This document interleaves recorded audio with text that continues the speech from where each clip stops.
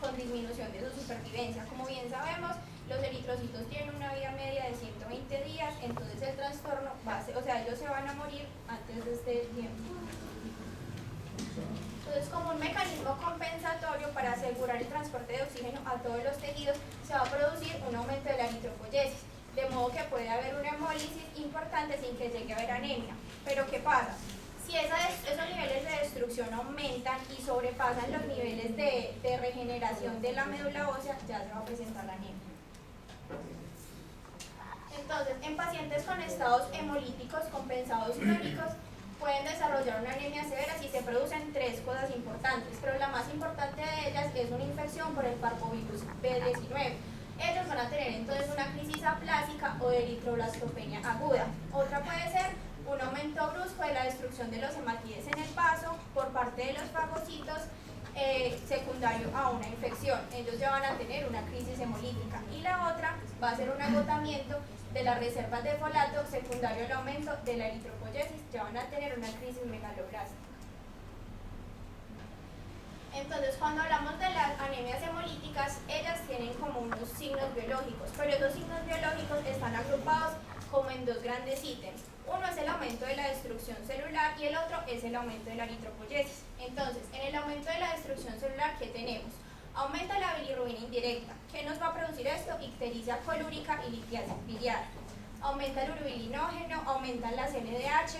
Si la hemólisis es intravascular, vamos a tener hemoglobinemia o hemoglobinuria, disminuye la lactaglobina, hay esplenomegalia, disminuye la hemopexina, y si es hemólisis extravascular, va a haber esplenomegalia, y si es hemólisis crónica, disminuye el folato sérico. En el otro grupo que les decía está el aumento de la eritropoyesis. Aquí están tres importantes. Hay un aumento muy marcado de los reticulocitos. En el extendido de sangre periférica vamos a encontrar macrocitosis, policromasia, poiquilocitosis y trombocitosis. Y va a haber hiperplasia de la serie roja en la médula ósea. Entonces, las anemias hemolíticas las clasificamos por tres ítems. Está por el mecanismo, si van a ser corpusculares e intrínsecas o extracorpusculares o extrínsecas. Por el lugar, si son intravasculares o extravasculares, y por la duración, si son agudas o crónicas. Entonces vamos a hablar primero de las anemias hemolíticas congénitas, pero nos vamos a basar en las alteraciones de la membrana eritrocitaria. Entonces son tres. La primera de ellas es la esferocitosis hereditaria. Esta es la causa más frecuente de hemólisis crónica congénita y es la anemia hemolítica con alteración de la membrana eritrocitaria más frecuente. En la clínica tenemos que la sintomatología aparece en los primeros años de vida. ¿Cuál va a ser? Va a haber ictericia conjuntival, colelitiasis, esplenomegalia, alteraciones del desarrollo óseo. Aquí es donde va a aparecer eso que nos han mencionado tanto, que es el cráneo en cepillo. Está la polidactilia y las úlceras malleolares. Y es una anemia que suele ser bien tolerada, pero puede tener complicaciones si hay crisis hemolíticas, aplásicas o megaloblásticas. Entonces, en el diagnóstico tenemos que la anemia hemolítica va a tener los esferocitos, el volumen corpuscular medio va a estar normal o disminuido y la concentración de hemoglobina corpuscular media va a estar aumentada. ¿Por qué se aumenta? Porque la superficie de los eritrocitos se va a disminuir. Cuando disminuye esa superficie, se puede decir que relativamente esa concentración aumenta. Y está la prueba de fragilidad osmótica, que es una prueba que nos va a mostrar un aumento de la fragilidad de la membrana en soluciones hipotónicas. El segundo trastorno va a ser la eritrocitosis hereditaria. Esta es una enfermedad autosómica dominante. Aquí el trastorno se da en la espectrina. Entonces la espectrina va a ser la que le va a dar la morfología elíptica o ovalada al eritrocito. La clínica es muy variable, pero en la mayoría de los casos es asintomática y el test de fragilidad osmótica del que les hablé ahorita va a ser normal. Y el tercer trastorno de las alteraciones de la membrana, entonces va a ser la estomatocitosis congénita. Entonces, esta tiene tres formas clínicas. Está el síndrome RH nulo, la hidrocitosis congénita y la serocitosis congénita. El síndrome RH nulo se dice que es un síndrome hemolítico crónico que generalmente es muy intenso. La hidrocitosis es que va a haber una alteración en la permeabilidad de la membrana y va a haber aumento de la fragilidad osmótica. Aquí la concentración de hemoglobina corpuscular media está baja. En la acerocitosis congénita, la concentración de hemoglobina corpuscular media está aumentada. Aquí también hay un trastorno de la permeabilidad, pero entonces ya el eritrocito va a ser muy permeable al sodio y al potasio. Entonces él se va como a deshidratar porque va a perder todo su contenido acuoso. Entonces ya hablamos de las alteraciones de la membrana, ahora vamos a hablar de las alteraciones del metabolismo del hematíe o enzimopatías.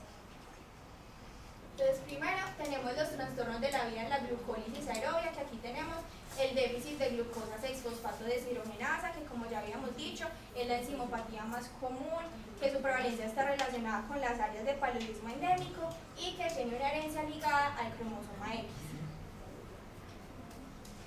La clínica es que el déficit suele ser muy asintomático hasta que el organismo va a entrar en contacto con sustancias que sean muy oxidantes y se va a producir una crisis hemolítica intensa con fiebre, ictericia y hemoglobinuria.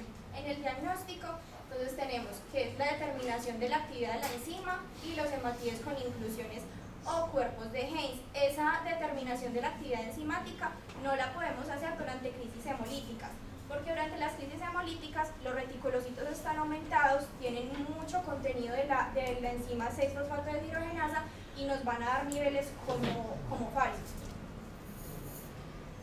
Entonces el otro trastorno, ya dijimos el de la glucólisis aerobia, entonces ahora vamos a hablar de la anaerobia. Acá tenemos el déficit de piruvato quinasa, que es la más frecuente de este grupo. Aquí el déficit del piruvato quinasa va a producir una alteración de la capacidad energética del eritrocito, entonces él no va a poder formar bien o utilizar bien el ATP, y el diagnóstico se hace igual por determinación de la actividad enzimática. Y el tercero son los trastornos del metabolismo de los nucleótidos. Aquí tenemos el déficit de pirimidina 5' nucleotidasa.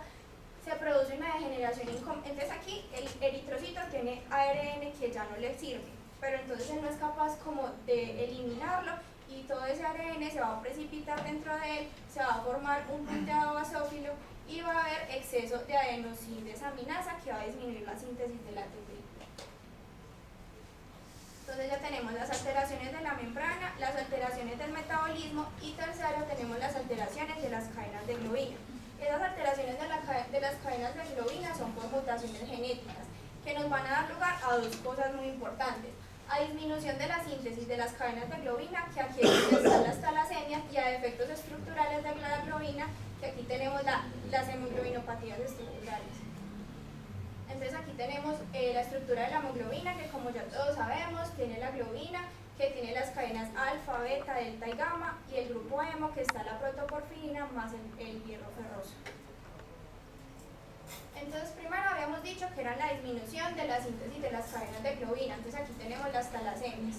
Estas se producen porque hay sustitución de una o de varias bases nitrogenadas que nos van a producir defectos en la transcripción, maduración o transducción del ARN mensajero. Aquí tenemos la talasemia menor y la talasemia mayor. Entonces tenemos la talasemia menor, heterocigota o rato talasémico. Es la más frecuente en el área mediterránea, esta suele ser asintomática y es porque hay una disminución de la síntesis de las cadenas beta. En la talasemia mayor, homocigota o anemia de Cooley, entonces aquí hay un descenso severo de la hemoglobina A1. ¿Por qué? Porque está disminuida las cadenas beta y muy aumentadas las cadenas alfa. Y tenemos las alfa talasemias que se van, aquí tenemos la hemoglobina A y la hemoglobina fetal muy disminuida porque se va a ver disminución de una o de varias de las cadenas de globina y la gravedad clínica es muy variable. Entonces tenemos la síntesis de las cadenas defectuosas, que aquí tenemos las hemoglobinopatías estructurales. Ellas las clasificamos en tres grupos, en las que son inestables, las estables y la alteración de la solubilidad. Las inestables son las que tienen precipitación intraeritrocitaria de la hemoglobina. Las estables son esas hemoglobinas que son o muy afines o poco afines por el oxígeno o para transportar ese oxígeno. Y las alteraciones de la solubilidad tenemos las hemoglobinopatías S y la C, que son las más frecuentes. Entonces, la hemoglobinopatía S, trepanocitosis o anemia de células falciformes es muy variable. La forma clínica de esta varía mucho. Primero empieza como muy asintomática y luego es muy severa. Las manifestaciones clínicas se dan después de los 4 o 6 meses de vida, porque como bien sabemos, en el periodo postnatal todavía tenemos esa hemoglobina fetal como protegiendo mucho. Y se caracteriza por el síndrome anémico y los fenómenos de oclusión vascular. El diagnóstico se hace por electroforesis de la hemoglobina. Entonces hay dos tipos, los heterocigotos y los homocigotos. Hablamos de que son heterocigotos cuando encontramos hemoglobina S en un 40% y hemoglobina A en un 60%. Y homocigotos cuando sobre presencia de la hemoglobina S. La hemoglobina fetal está tanto en el heterocigoto como en el homocigoto, y en el frotis sanguíneo encontramos los cuerpos de Hubble-Jolly, las células falciformes y los cuerpos de genes. Y como ya les había dicho ahorita, tenemos hemoglobina con alta afinidad por el oxígeno o con baja afinidad. La que tiene baja afinidad es poco común y esa se presenta con cianosis y con anemia. Y la que tiene alta afinidad se produce una hipoxia tisular crónica. Como manifestación va a haber la poliglobulia familiar y esta suele deberse como de forma secundaria a la exposición a los nitratos, pero también se puede dar de forma congénita. Y las hemoglobinas inestables, hay mutación en las cadenas de globina, esa mutación se va a precipitar dentro del eritrocito y se van a producir los cuerpos de genes.